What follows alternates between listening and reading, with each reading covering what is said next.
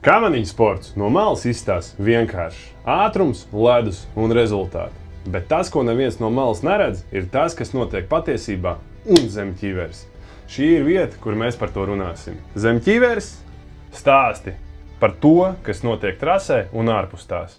Šodien pie mums viesos ir Riks Kristens Rozīts, bijušais Latvijas izlases kamaniņbraucējs un šobrīd bērnu jauniešu kamanu sporta skolas treneris. Sveiks, Kristen! Sveiks, Daniel! Ja tev 30 sekundēs būtu jāpaskaidro, kas ir Riks Kristens Rozīts? Riks Kristens Rozīts pavisam noteikti ir, varētu teikt, izcils treneris jaunai paudzei, bijušais kamaniņu sportists, kurš līdz galam droši vien savus potenciālu nepierādīja, bet tagad mēģina nodot visu savus zināšanas, visu pārējo jaunai paudzei maksimāli labākajam ceļam tikai uz priekšu. Tādi skaļi vārdi. Tu saki, izcils treneris. Kas tev liek domāt, ka tu esi izcils treneris? Primāri tas ir tas, ka, protams, mēs katrs sevi novērtējam, kā mēs mākam, bet to, ko pagaidām esmu izveidojis, manuprāt, ļoti labi viss mums strādā. Ja pašā sākumā es atnācu, man grupā bija 7 bērni. Nu, šobrīd es konkrēti skaitu nevaru pateikt, 35. Dažiem jaunajiem pat īsti vēl līdz galam vārdus nezinu, ja, jo piekrišana mums tiešām ir ļoti liela. Rezultāts, tas darbs, kas tiek ieguldīts, un tā struktūra, kāda viņi ir uztaisīta tagad un kāda viņi bija iepriekš. Manuprāt, tas ir diezgan liels nopelns arī no manas puses. Visu cieņu. Tā turpināt katrā ziņā. Pašapziņai ir jābūt un noteikti ir jāstrādā. Kāds tu biji kā sportists? Vairāk ar galvu vai ar emocijām? Pavisam noteikti. 100% atbilde noteikti vairāk uz emocijām tendēts sportists, kas man arī liedza daudzkārt izcīnīt pašus labākos rezultātus. Darbs par manī bija ļoti liels, bet uz emocijām es ļoti pavilkos pie kaut kādām neveiksmēm. Es biju es biju varbūt tāds ekspresīvs un es nemācēju savaldīties līdz galam. Kas ir tas, kas tev atšķir no citiem sportistiem komandā? Man pavisam noteikti atšķīra braukšanas pozīcija kamanās. Mēs visi zinām, jā. Ja visi saka, ka jābūt kājām nostieptām, es no visas sirds tiešām mācu sportistiem pareizi braukt, jā. Bet es braucu šādi lejas laiki un ātrumi parasti man bija viena no labākajiem. Nu, no sākuma man mēģināja to izaudzināt, jā, bet es to nevarēju iemācīties un paliku pie sava un visu savu karjeru jūs paskatīsieties kādreiz atkārtojumās, man pozīcija bija šāda tā kā. Kristien, kad tu pirmo reizi saprati, ka kamaniņu sports būs tavs un ka tas ir nopietni? Ļoti labs jautājums. Grūti saprast, vai tas bija nopietni, bet neapzinātā vecumā es iepriekš biju trenējies basketbolā, vieglatlētikā. Es nekad dzīvē nebiju izcīnījis medaļu. Es atnācu kamaniņu sportu, man pasauc Artūrs Dārznieks, klasē ienācis, jā. Un man pēc 2 nedēļām bija sacensības. Es arī kā tagad, branks miesās, arī bērns biju diezgan pārāks par pārējiem miesas uzbūvē. Un pirmajās sacensībās no 13. viražas paša lejas, pēc 2 nedēļām es izcīnīju pirmo savu medaļu. Un bija tāds klikšķis uzreiz. Šits ir mans. Šitien es varu parādīt. Un kā tālāk gāja? Tālāk puņķu un asaras kamaniņu sports ir likts mierā vairākas reizes. Paldies vecākiem par to, kad aizēja pamēģina vēl. Šī sezona nav beigusies, tev ir jānobrauc un kaut kā palēnām tas viss aizgāja līdz kaut kādām normālām sliedēm, bet vienu sezonu es tiešām atceros, kad zilumi mājās, dolbēns, viss vietas sasists, ļoti grūti bija man gāja. Vai tev ir bijis bail ar kamanām braukt? Un kā tu tik galā ar tām bailēm? Pavisam noteikti. Uztraukums un bailes ir 2 dažādas lietas. Arī apzinātā vecumā man ir bijis bail. Kad tu aizbrauc uz, sauksim lietas vārdos, Kēnigas trasi, un tu pirmos 5 braucienus nokrīt. Un 6. braucienā tev nav variantu, tev ir jākāpj augšā. Tu no augšu vispār neizbrauc. Tu esi 5 nokritis, braucam tagad no augšas. Un tad tev ir nevis uztraukums, bet tev ir bailes, jo tu pat nezini, kā tu izlabos to kļūdu. pēc tam man tās attiecības ar tieši šo trasi ļoti uzlabojas, kā es sapratu, vienu knifiņu šajā trasē. Tā arī izdevās nobraukt, bet bailes bija tiešām lielas. Un, tu it kā sev mēģini iestāstīt, jā, tev viss sanāks, bet tad, tu esi nokritis 5 reizes, un tu jau zini, šoferim apmēram pateikt lejā, sagaidi mani tur, jo es jau finišā nebraukšu, ja? Tad ir skarbi diezgan tā realitāte. Diezgan skarbi. Nav nemaz tik viegli, ne? Kamanī sportā. Atšķirībā no kuras vietas vai arī kurā trasē. Kamniņu sports vispārībā pa sevim nav viegls. Nav tā, kā citi saka, iemetam kartupeļu maisu iekšā, viņš nobrauks ātrāk pie jums. Jā? Tur mēs nonāksim vēl. Pie kartupeļu maisu mēs nonāksim vēl, bet... ir jāizdara pāris lietiņas, lai nobraukt līdz tam finišam. Ja tev būtu jāpasaka, jānosauc viena kļūda, lielākā kļūda, ko tu pieļauj kamniņu sportā?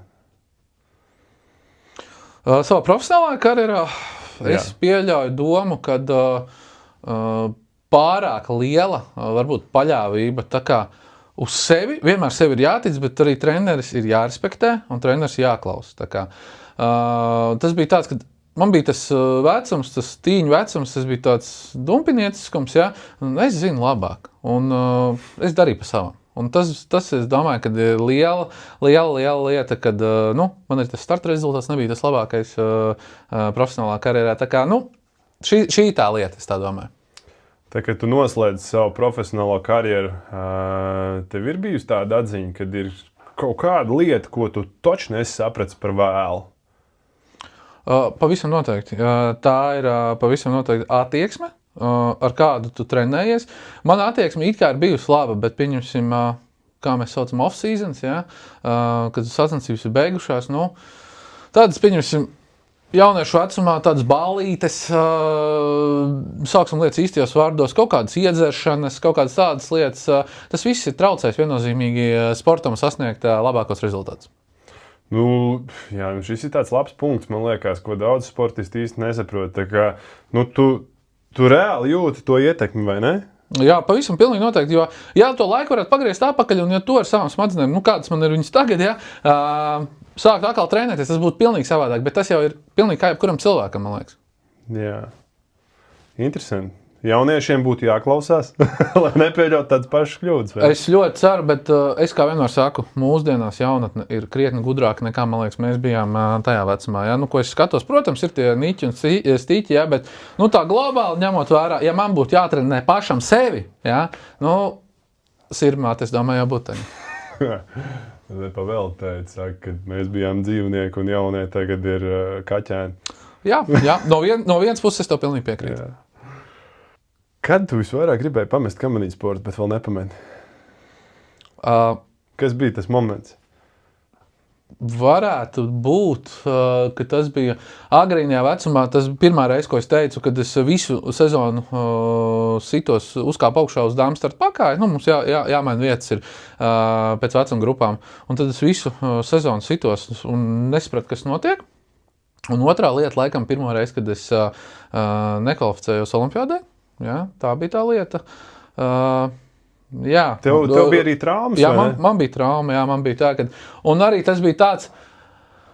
Es atceros ar Ināru Kilnieku braucām no vīru starta, šausmīgi lēns ledus, un man nebija koncentrēšanās vispār nekāda. Es saku, vispār otro braucam varbūt nebraucam neko, un pilnīgi neveiksmīgi neapdomības kļūda, izrauj startu, gulies iekšā un iespied rokas starp ragā un starp bortu. Ja? Tāpēc, ka tu nekoncentrējies, tu neesi vietā, tu jau domā, ko es brīvdienās darīšu bez mazā. Ja?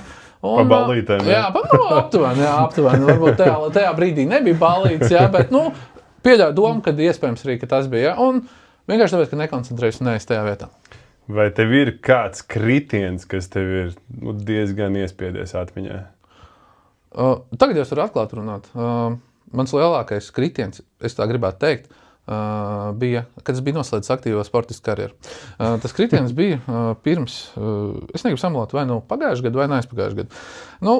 Treneris lielais uztais Ragau. sauksim lietas īstajos vārdos, Edvards Markitāns brauc Ragavu, nav tie rezultāti tādi labi. Ko nav labi? Kā pašam Ragavā jābrauc. Nobrauc no dāmas starta pakaļ, ļoti labs rezultāts, kāpšu augšā uz dāmas starta, tu parādīsim Džekiem, kā ir jābrauc, ja? Bišķiņa ātrumam netika līdzi, un 15. virāžā kamanai aizmugur izslīdēja, un taisni augšā svecē Kazaros. Tā, ka 2 nedēļas visas ribas, viss sāpēja. Tad es sapratu, kad ir jātrenējas, lai tomēr brauktu tām kamerām. Nevar tā uz vecajām emocijām. Un tas nav tā kā uzsēdies uz riteņa. Ja? Šeit ir viss jau tā kā... Es esmu dzirdējis, ka manās ir tāds slēngs, klusumbrīdis.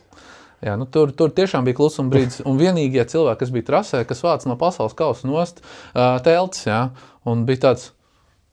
sitiens, un visi saskrēja vienkārši, kas notiek, nesaprotu vienkārši. Izkāpa parunāja, Džeki, viss kārtībā, knapi kustoties. Tāds man gadījās. Labi, kāpēc profesionālās karjeras beigām, vai ne? Jā, protams. Bašapziņa gan bišķiņa tas iespēja. Kāpēc tu nepazudi no sporta, bet kļuvi par treneri? Ļoti labs jautājums.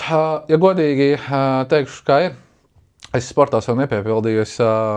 Es neizdarīju visu maksimumu, ko es gribēju izdarīt sportā. Un tagad es zinu savas tās kļūdas, kādas viņas ir bijušas. Es ļoti no viņām esmu mācījies, un es jaunajai paudzei varu nodot visas tās zināšanas, ko es esmu uzkrājis, visas savas kļūdas izanalizējis un cenšos iedot tikai to labāko, pareizāko ceļu. Protams, ka jaunieši darīs pa savam kaut kādas lietas, ja? Bet es viņiem vismaz varu iedot to piemēru, pastāstīt, kā man ir bijis. Jo es arī nekautrējos, es arī jauniešiem runāju pilnīgi normālā valodā, acs pret aci, un pastāstu, kā man ir bijis. Es gribu piepildīt sev kā treneris, tā varētu teikt, un nodot veselus sportistus. Pirmā lieta – vesela paudze, tā kā Latvijai arī tu neesi profesionālais sportists. Un es domāju, ka katrs bērns, kas šeit ir bijis pie manīm, viņš noteikti ir kaut ko labi iegūs.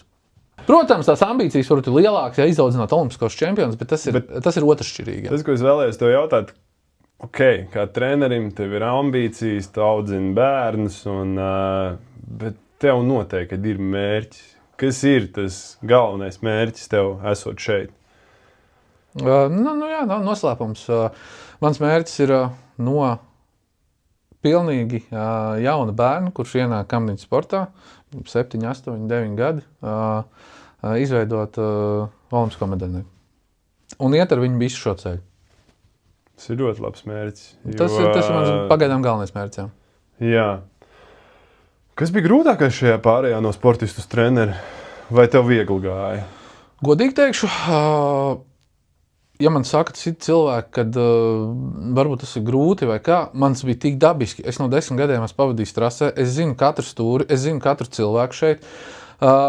Plānošana varētu būt, ka tev nav uzrakstīts tā, 8 rodzīts ceļās, 8:30 rodzīts izbrauc uz trasi. Tagad tev ir jāplāno tiem bērniem viss, vai ne? Vienīgais bija tā plānošana. Pārējais, es esmu uzaudzis šeit. Tā kā, lielos vilcienos tas man nešķiet tik grūti. Vai tu savus bērnus trenē tāpat kā tevi trenēji, vai tu trenē pa savam? Es trenēju absolūti pa savam.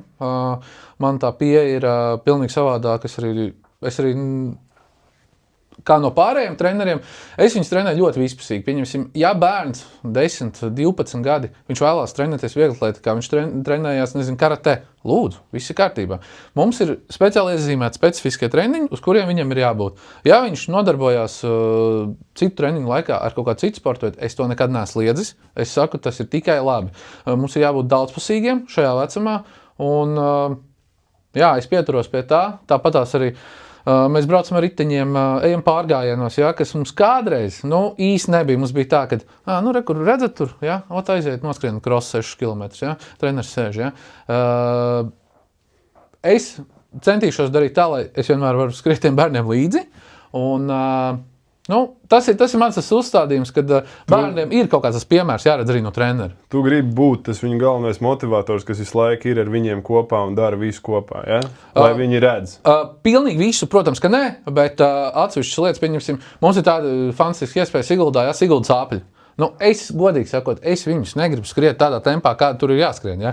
Bet man tā ir jāskrien. Bērni skrien. Treneri, ja jūs neskriesiet, mēs arī apmēram neskriesiet. Tā, protams, nebūs. Ja?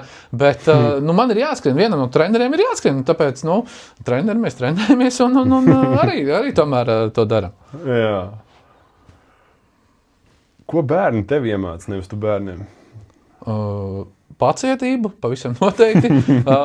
Lielu pacietību. Ko es esmu ļoti iemācījies par šiem gadiem, jo man jau nav tā, ka es sāku trenēt bērnus un ar viņiem visu laiku ej uz augšu. Ja? Man nāks laik jauni bērni, man ir jāstāsta 157. reizi, kā ir jābrauc 15. virāži, ja? Kā ķiveri ir jāiztais un kā vispārībā kamans jānoslauk. Un ka kamans nevar mest ar slidām uz asfalta. Ja? Un tas ir katru gadu, visu laiku atkārtojās. Ja? Tā kā pacietība ir pavisam noteikti atslēgas vārds. Ja tu salīdzini mūsu laika sportistus un tagad jaunos, kas ir tas, kas pietrūkst jaunajiem sportistiem šobrīd? Labs jautājums. Ļoti labs jautājums. Kas pietrūkst? Es godīgi teikšu, sportiskā nekaunība varētu būt. Man ir vairāk sportisti tādi, kad viņi aizbrauks sacensībām, viņiem ir viena, pieņemsim, sacensību kalipšu. Saplīsīs draudzenei austrietei kalipšu, ja? Vai, kurpīts, ja, ko mēs valkam. Lūdzu, es braukšu ar sliktākiem. Tas nav pareizi, tev ir jādomā primāri par sevīm. Sportiskā nekaunība, tāpat nav nekaunība, vienkārši domājam bišķiņ vairāk par sevīm, nevis par citiem. Un mentāli, viņi ir stiprāki vai vājāki? Es gribētu teikt, pa manīm personīgi viņi ir stiprāki, jā. Bet globāli, ja mēs skatāmies. Es tāpatās teiktu stiprāki. Stiprāki? Jā, es teiktu stiprāki. Sacensības spriedze kaut kāda, labi, es ar to strādāju arī ar sportistiem, ja, bet man liekas, ka viņi tiešām ir noturīgāki nekā vismaz es biju vai paskatoties uz maniem konkurentiem tajā laikā. Tagad vismaz manas grupas bērni ir stiprāki. Ja. Un fiziski nav tā, ka tajā laikā, kad tu trenējies, un nebija tā, ka tev bija vairāk vienalga. Tu gāji savā ziņā, kā saka, kaulā. Un tagad jaunieši ir stipri jūtīgāki par tām slodzēm. Tas gan patiesībā arī tādas es ļoti cenšos to programmu izveidot ļoti daudzpusīgu. Un lai nav tā, ka atnāk bērns, mēs iesim svarus celt vai vēl kaut ko tādu. Absolūti tā nav. Bet tās traumas kaut kādas arī no tā visa dzīvesveida varētu būt, varbūt arī no tās pašas pārtikas. Mums mūsdienās ir tomēr arī bišķiņ piesārņotāk tā pārtikas uzskatu. Jā, pavisam noteikti. Un arī tas, ko es gribēju pateikt par vēlreiz, sorry. Kāds bija jautājums? Konkrēti bišķi novirzies no tēmas. Nē, jautājums bija par to, kādi ir jaunieši. Viņi ir mentāli stiprāki, vājāki, fiziski. Jo es nejūtu vienu lietu, kas man liekas šobrīd ir pati lielākā problēma, ko es vismaz esmu novērojis - gadžeti. Jā. Tas ir kosmos. Jā, ļoti labi, ka tu pieminēji. Tieši tā, trasē, pieņemsim, mums ir iesildīšanās. Mēs gan esam bišķiņ savādāk izveidojuši. Mēs tā, ka pirms trases mums ir 30 minūtes, visi bērni tiešām iet un sildās, ja? Bet ir tas moments, kad es nobraucu lejā uz trasi, es neesmu simtprocentīgi pārliecināts, ko viņi dara augšā. Ja, ja viņi izvēl to telefonu pēc sildīšanās starp braucieniem, ja? Tas ir pilnīgs šausmas un telefons ļoti novērš domas, un viņiem ir ļoti liels problēmas ar koncentrēšanās spēju. Es par to ļoti daudz runāju savā grupā, bet tā ir milzīga problēma vispār mūsdienās. Jā, tā ir. Milzīgi. Tāpēc es tā kā mēģināju no tevis pavilkt ārā šo, jo es tev saprotu. Tā ir diezgan aktuāla problēma, man liekas, jo šobrīd ir tīpaši TikToks un kas tur vēl viņiem Roblox un vēl kaut kādas spēles, man liekas, tā ir. Ja savā laikā mēs gājām ārā, tur, es nezinu, braucām ar ičukiem, skrējām, daudzījām bumbu vai, darījām arī visādas muļķības, vai ne? Jā, pavisam. Tad šobrīd es vairāk redzu, ka viņiem ir tendence vienkārši sēdēt mājā telefonā un bezmazliet kādreiz bija tā, mēs gājām ārā un mums sods bija no vecākiem, ka mūs nelaid ārā, tad tagad mirkļiem ir tāda sajūta, ka tas sods ir tas, ka vecāki tev stumj ārā. Jā, pavisam. Bet tu gribi būt mājās. Jā, bet tas arī sadalās.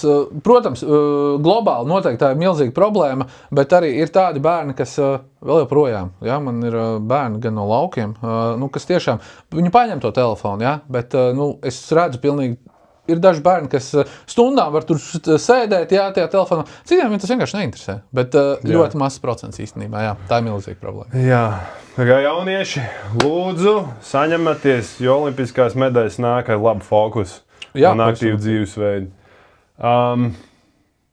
Kas tavuprāt ir lielākais mīts par kamaniņu sportu? Lielākais mīts par kamaniņu sportu viennozīmīgi ir tas, ka iesēdinās lācis, nobrauks ātrāk vai kartupeļu maisis. Ja? Tur jau kāds tur kamaniņu sportā nekas nav jādara, palaidīs lejā un finišā rezultāts viss. Ne, tas ir lielākais mīts. Es domāju, ka pavisam noteikti. Bet patiesībā, kas ir kamaniņu sportā? Ja tu ieliks kamaniņu, kartupeļu maisis, no veču starta, pēc Siguldā, cik tālu viņš tiks? Es domāju, ka kaut kur asās pārējais, 3, 4, 5, 6, tur jau būs viss jau beidzies. Jau būs otrādāk, vai ragi būs aplausti un viss būs beidzies. Tā kā, Kāds ir tas scenārijs, ja mēs ieliktu no vīriešu starta cilvēku, kas nav braucis ar kamanām? Scenārijs pavisam vienkārši cilvēks bezbailīgs, pilnīgi vispārībā nav bailes, absolūti. Mēs viņu ieliekam iekšā. Parāda, kur raksts šitas uz to pusi, šitas raksts uz to pusi, laid lejā. Ja iebrauks pirmajā virāžā, apsveicu. Ja nebūs jau bobslēja startā iekšā un ragi nebūs nolausti. Ja viņš tiks līdz 5. 6. virāžai, kur ātrums jau būs milzīgs un viņam būs pilnīgi vienalga, viņš kājas nemetīs pie zemes, tad tur arī beigsies tas brauciens, jo tur būs kritiens, viennozīmīgi. Jo, nevar ielikt nesagatavot cilvēku braukšanai no augšas. No 13. virāžas pilnīgi cits stāsts. Es esmu izveidojis tādu konceptu, kā vecāku dienu, vecāku kaušu šogad, ja. Man brauca 35 vecāki no 13. virāžas iejutās bērnu lomā, ja. Savu veidu sacensības, super. Daudzījās pa bortiem, brauca gan taisni, ja. No turienes mēs vēl varam, bet vecāki arī atzina, ka tas nav tā, kā izskatās. Protams, no malas izstāsta vienkārši, jo man liekas, tas kamaniņu sports ir tik niansēts, vai ne? Ka tev tās darbības ir tik neredzamas, ko tu dari. Jā, katra kustība, galvas paliekšana uz vienu pusi, kā man aiziet uz vienu pusi, svara pārnes. Ļoti daudz sīks nianses, par ko es tagad, protams, nesākšu stāstīt. Neiedziļināsimies detaļās, bet tas bija tīri identiski. Gribēju, lai tu uzbūrst scenāriju. Kas ir tas, ko tu varbūt kā sportists nekad neteici intervijās? Bet gribēji, bet neteici? Kā sportists es vispār domāju savādāk. Ja? Tad, kad man bija gadu 20, ja, man likās, tur treneri nedara savu darbu, federācija nedara savu darbu un vispār, pa lielam mēs nebūtu, vispār tad nekas nebūtu. Ja? Es intervijās, protams, nekad neteicu, ka treneris ir slikts, jā, vai vēl kaut kas tāds. To es paturēju pie sevīm. Bet manas tās domas ir ļoti mainījušās, kad es esmu pats palicis pa treneri, jā, un es paskatos no otras puses to visu. Bet, kad es biju sportists, man likās, ko viņš atnāk, kaut ko novada, jā, visu, jā. Neiesaistās, nezinu, manā izaugsmē vai kā. Tas tādā veidā.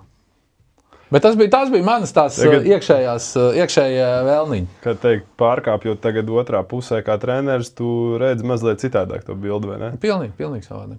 Jā. Tas ir, man liekas, tas, ko es esmu dzirdējis no vairākiem sportistiem, kas tagad ir treneri, kad tu īstenībā saproti to otru pusi pilnīgi citādāk. Jā, tu to visu virtuvi arī saproti, arī federācijas darbu un treneru darbu, tā kā tas ir pilnīgi savādāk. Vai ir kaut kas tāds, kas tev šajā sportā joprojām kaitina? Tā kā riktīgi kaitina.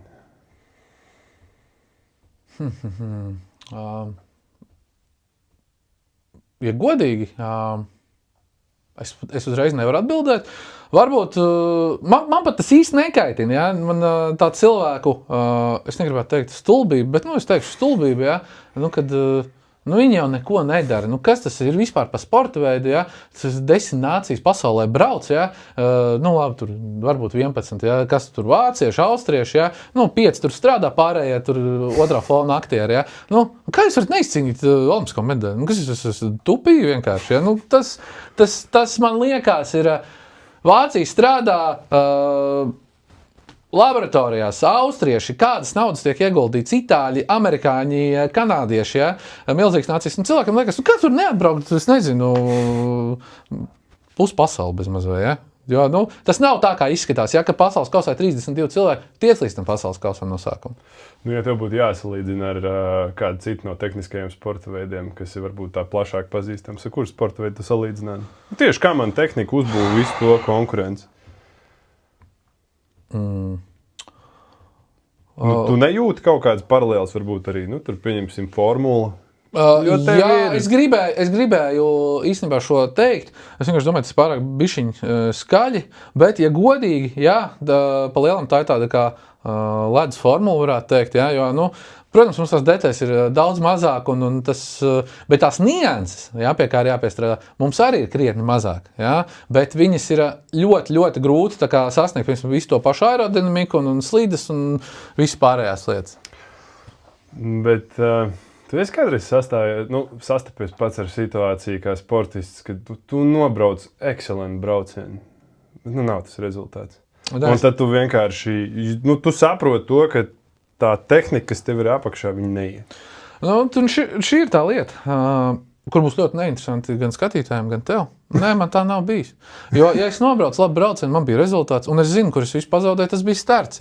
Jo vienmēr, kā ir bijis labs brauciens, lejas ātrumi ir bijuši labi, nav problēma. Man nopietni, es jums varu roku uz sirds likt, ka tiešām ir bijis tā, ka kamanas ir bijušas līmenī.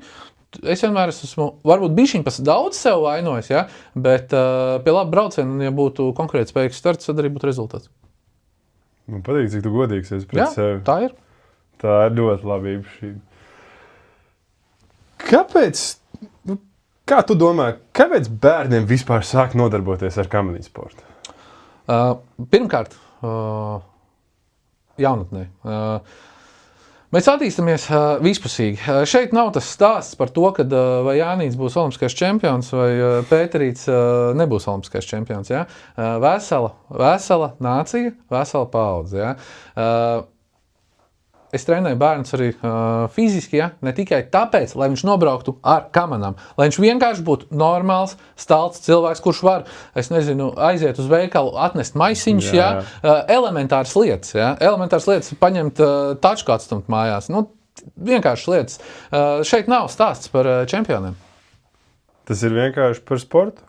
Tas ir vienkārši par veselu paudzi, par mūsdienu jaunatni, kuri liela daļa sēž telefonos, neko nedara, bet šeit viņi vismaz atnāk, izkustās kārtīgi, un, kādam sanāk, ejam uz augšu. Kas ir tā viena lieta, ko kamaniņu sports tev dzīvē ir tā, sirsnīgi iedevis?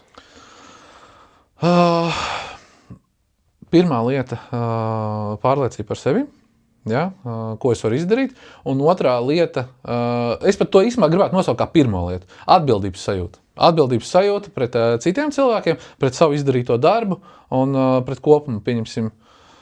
Manuprāt, labākas lietas kā sportists biznesā, kā sportists darbā nav.